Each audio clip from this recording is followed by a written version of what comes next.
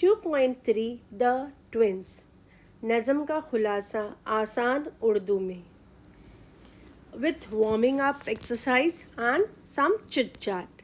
So let's seize the day. मतलब इस दिन का भरपूर फ़ायदा उठाएं. अस्सलाम वालेकुम रहमतुल्लाहि बरकातुहू. Hello everyone and welcome back to my channel Students Guide by SZ. कैसे हैं आप? दुआ करती हूँ आप खुश हों, सेहतियाब हो. So let's start. नज़म का टाइटल यानी उन्वान है द ट्विंस, मतलब जुड़वा बच्चे, और इसके शायर पोएट है हेनरी सैम्ब्रुक ली. सो नज़म से पहले हम देखते हैं कुछ चिट चैट और वार्मिंग अप एक्सरसाइज.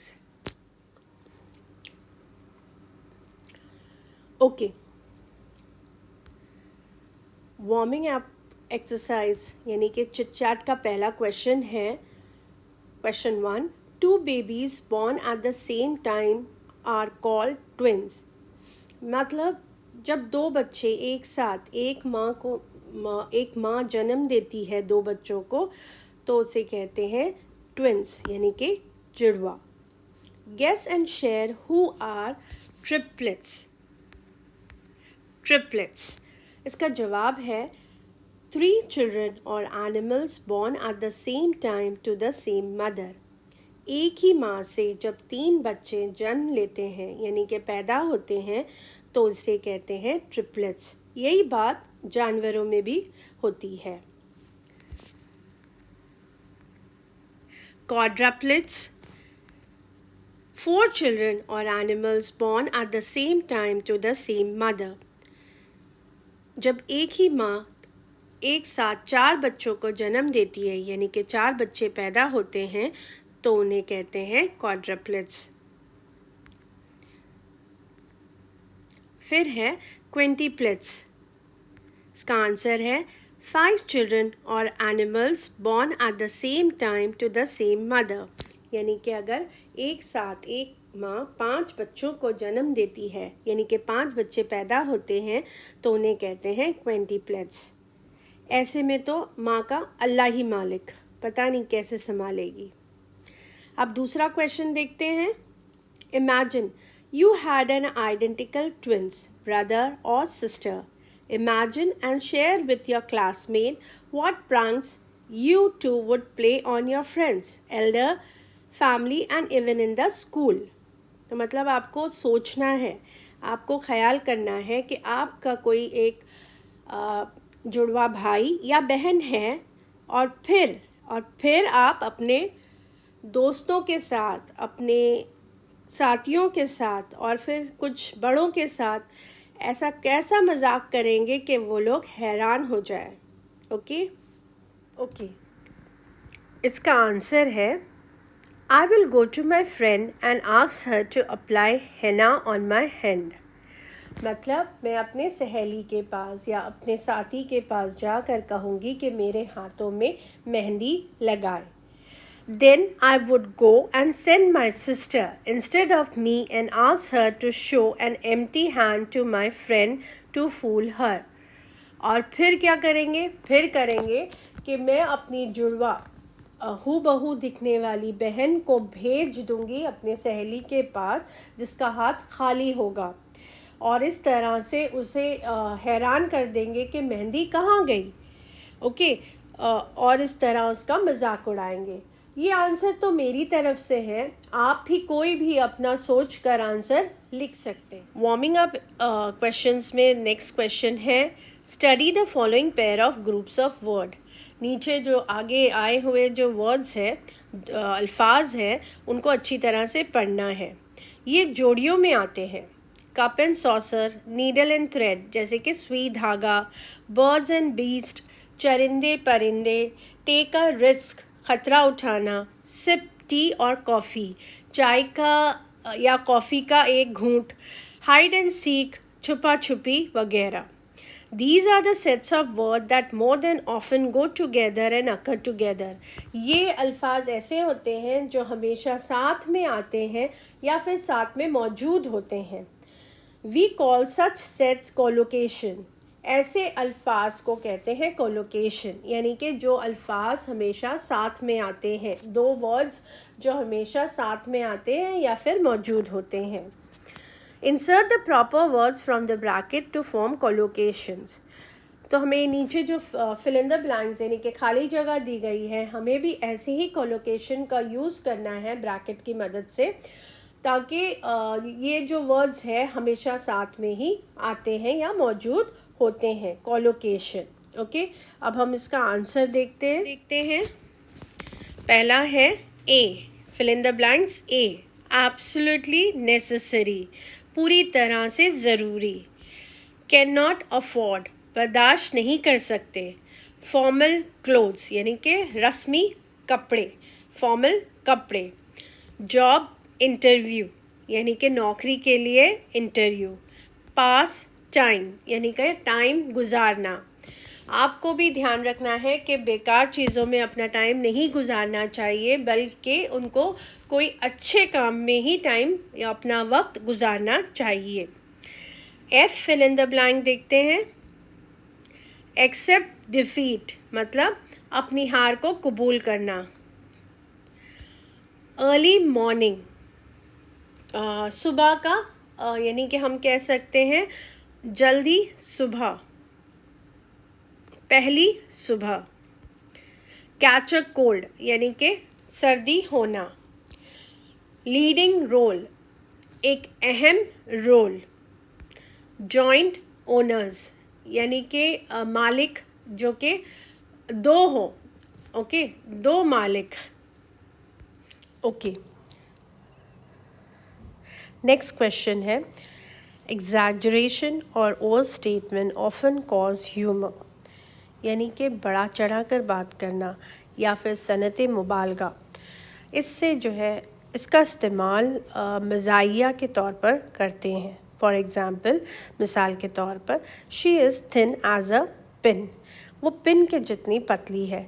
तो क्या सच में वो इतनी पतली है? नहीं, बल्कि इसे मज़ाहिया के तौर पर इस्तेमाल करते हैं। He has a pea size brain, उसका दिमाग मटर की तरह है। My shoes are killing me, मेरे जूते मुझे मार रहे हैं। दरअसल इसका मतलब होता है मेरे जूते मुझे काट रहे हैं। When such exaggeration line occurs in poetry, these are the example of figure of speech hyperbole. मतलब जब बड़ा चढ़ा कर बात करते हैं, सनत मुबालगा, शायरी में इसे कहते हैं सनत मुबालगा, और इसे इंग्लिश में कहते हैं हाइपरबोल। क्वेश्चन है, complete the following example of hyperbole using words from the brackets below. देखते हैं इसका आंसर। First fill in the blank है, she wept an ocean of tears, वो इतना रोई कि समंदर भर गए। Next, the hungry man ate a ton of food, वो इतना भूखा था कि वो टन भर खाना खा गया। He runs faster than a horse, वो घोड़े से ज़्यादा तेज़ दौड़ता है। Brr, I am freezing to death, मैं सर्दी से मर रही हूँ। नेक्स्ट है, I shall come over in a just a second, मैं बस एक सेकेंड में आई।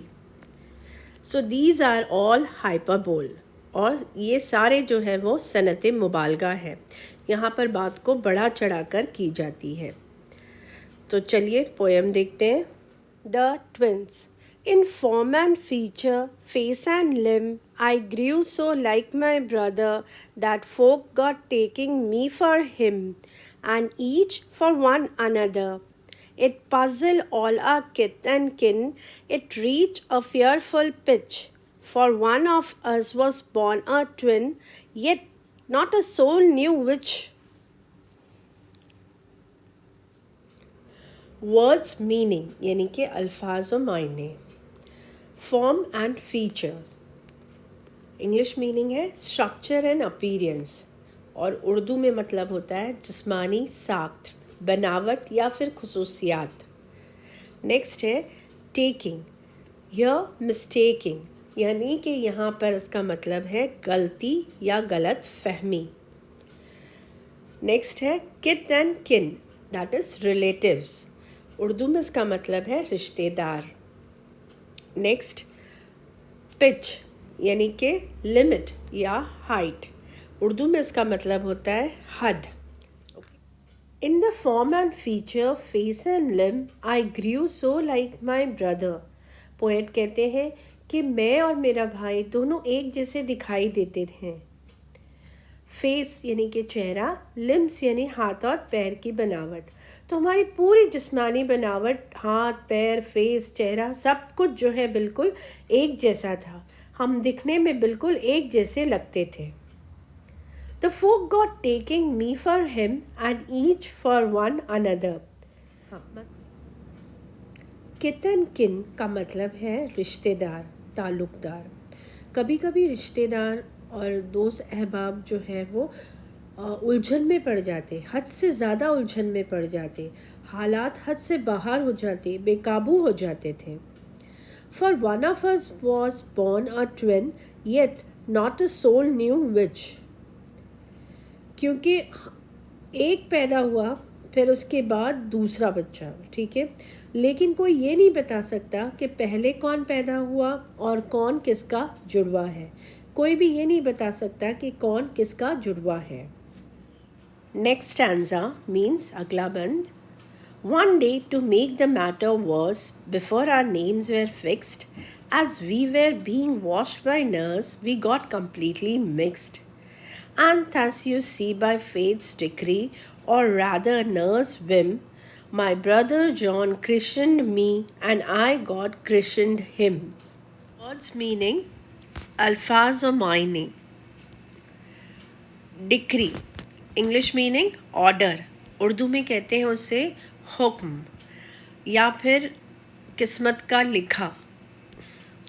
Vim, a sudden change of mind, अचानक फैसला बदल देना, यानी दिमाग में कोई ख्याल आना और फिर उसे अचानक से बदल देना।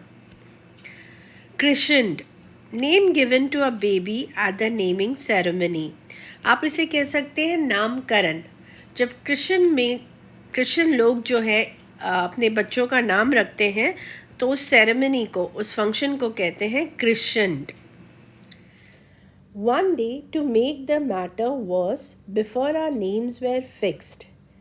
मतलब पैदाइश के वक्त जो पोएट के साथ हुआ सो हुआ, आगे चलकर मैटर वर्स हो गया, यानी हालात और ख़राब हो गए। बैड का मतलब होता है ख़राब होना, वर्स का मतलब होता है मज़ीद ख़राब होना। ओके, तो हालात जो है और बिगड़ गए और ख़राब हो गए। आपको बता दूं कि ये नज़म जो है सीरियसली नहीं है, बस इसको पढ़ना है और मज़ा लेना है। As we were being washed by nurse, we got completely mixed. पैदाइश के बाद जब नर्स उन्हें नहलाने ले गई तो वो दोनों मिक्स हो गए। And thus you see by fate decree or rather nurse whim. Fate का मतलब होता है किस्मत और डिक्री का मतलब होता है हुक्म। यहाँ पर हम कह सकते हैं ये किस्मत का हुक्म था, किस्मत का लिखा हुआ था। कह सकते हैं कि खेल था, किस्मत का खेल था कि हम एक दूसरे से बदली हो गए। ओके, या फिर कह सकते हैं कि नर्स विम। विम का मतलब होता है दिमाग में जो ख्याल आते हैं उसमें कुछ चेंज आ जाना। ओके, तो नर्स के दिमाग में जो ख्याल आए, कुछ उसमें तब्दीली आई, इस वजह से, या फिर कह सकते हैं किस्मत का लिखा हुआ था कि हम एक दूसरे से बदल गए। My brother John Christian me and I got Christian him. Christian का मतलब होता है नामकरण। क्रिश्चियन लोगों में नामकरण को कहते हैं क्रिश्चियन। इसका मतलब है कि मेरी जगह मेरे भाई का नामकरण हो गया और भाई की जगह मेरा नामकरण हो गया। नेक्स्ट स्टैंजा, अगला बंद। This fatal likeness even dogged my footsteps when at school, and I was always getting flogged, for John turned out to a fool. I put this question fruitlessly to everyone I knew. What would you do if you were me to prove that you were you? अल्फाज मायने। Fatal, leading to a disaster और death, बर्बादी और या फिर मौत की तरफ ले जाना, इसे हम कह सकते हैं जानलेवा। डॉगेड, कंटिन्यू टू फॉलो, पीछा करना। फ्लॉगेड, बीटन अप, यानी कि मार पिटाई। Okay, this fatal likeness even dogged my footstep when at school. जब शायर और उनके भाई जब बड़े होकर स्कूल जाने लगे तो ये फेटल यानी कि जानलेवा बदकिस्मती जो है उनका पीछा करती रही। As I was always getting flogged for John turn out a fool, क्योंकि जॉन जो था टर्न आउट अ फूल यानी कि वो बहुत शरारती था, लोगों को बेवकूफ़ बनाता था। तो उसकी जो शरारतें थी, इनकी जो नॉटीनेस थी, जो शरारतें थी, उस वजह से हेनरी को जो है सज़ा मिलती थी। जो टीचर जो थी वो हेनरी को पीट देते थे, मारते थे। ओके ओके या बिल्कुल इसी तरह सिचुएशन मेरे साथ भी हुई जब मैं शुरू में पढ़ाने गई थी। आपको पता है बच्चों से ज़्यादा टीचर डरती हैं जब वो पहली बार क्लास में जाती है। तो मैं भी काफ़ी डरी हुई थी और पहला दिन था, तो in order to maintain discipline यानी कि क्लास में डिसिप्लिन बनाने के लिए जो शरारती बच्चे थे मैं उनको डांट रही थी, गुस्सा कर रही थी और खामोश रहने के लिए कह रही थी। फिर थोड़ी देर बाद मैं जब देखती हूँ तो बच्चा तो बड़ा खामोश है, मुझे समझ में नहीं आ रहा था मैं उसको क्यों डांट रही हूँ। लेकिन ऐसे ही होते होते मतलब जब ब्रेक हुआ और कुछ बच्चे खाना खाने बाहर गए, खेलने बाहर गए, क्लास थोड़ी खाली हुई, तो फिर बाद में मुझे दूसरे बच्चों ने बताया कि ये जो शरारती बच्चा था जिसे मैं डांट रही थी वो पीछे बैठा हुआ था और उसी का जुड़वा भाई हम शक्ल हूबहू आगे बैठा हुआ था जो कि बहुत ही खामोश था। तब मुझे समझ में आया कि मैं क्यों उसे डांट रही थी। और जब उसको देखती हूँ तो शरारत करता, दूसरे पल देखती हूँ तो एकदम खामोश है। फिर जब बच्चों ने बताया तो मैंने बच्चों से पूछा कि आप लोगों को कैसे पता चलता है कि कौन है। तो लोग कहने लगे मैम एक का होंठ जो है ना थोड़ा मोटा है। तब मुझे समझ में आ गया कि इनका डिफरेंस क्या है और फिर जो है जो शरारत कर रहा था बिल्कुल उसी को डांट पड़ रही थी और जो खामोश था उसको नहीं डांटी। I put this question fruitlessly to everyone I knew. What would you do if you were me to prove that you were you? जब शायर की पिटाई होती थी, मतलब जॉन शरारत करता था और शायर मतलब पोएट की जब पिटाई होती थी, उन्हें डांट पड़ती थी, तो वो गुस्से से चिढ़कर एक सवाल करते थे। उन्हें पता है इस सवाल का कोई जवाब नहीं है, जवाब की कोई उम्मीद भी नहीं है, ना ही कोई जानते हैं इसका जवाब। ओके, फ्रूटलेसली यानी कि बिना उम्मीद के सवाल करना। शायर कहते हैं मैं सबसे एक सवाल पूछता हूँ कि बताओ कि आप कैसे साबित करोगे कि आप हो, कोई और नहीं।